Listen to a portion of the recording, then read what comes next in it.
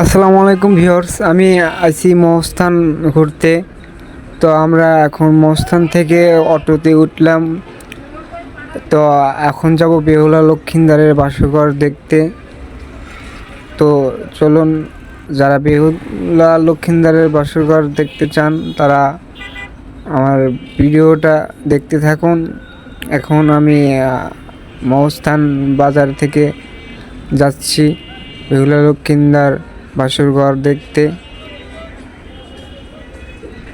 অটোতে করে যাচ্ছি, রাস্তাঘাটে গাড়ি ঘোড়া চলছে ভালোই।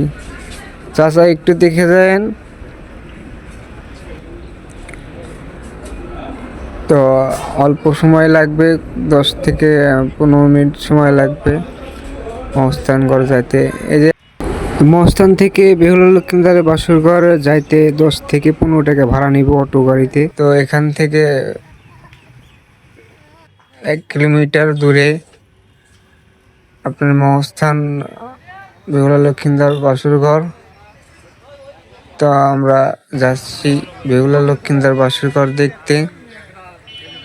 তো দর্শক, এই যে আসলাম বেহুলা লক্ষিন্দারের বাসরঘর দেখতে। আসলে সন্ধ্যা হয়ে গেছে, তো আমরা আর বেশি দেরি করব না, ভিতরে প্রবেশ করব না, যেহেতু সময় নাই, সন্ধ্যা হয়ে গেছে। তো দূরের থেকে একটু ভিডিও করে জুম করে দেখাই। বাসরঘর ওই যে দেখতে পাচ্ছেন, এটা আপনারা যারা নওগাঁ গেছিলেন, পাহাড়পুর অর্থাৎ আমাদের হাটিকুমরুল নবরত্ন মন্দির যারা দেখছেন, অবিকল সেই রকমই, কিন্তু এটা পাহাড়ের মতন উচ্চ।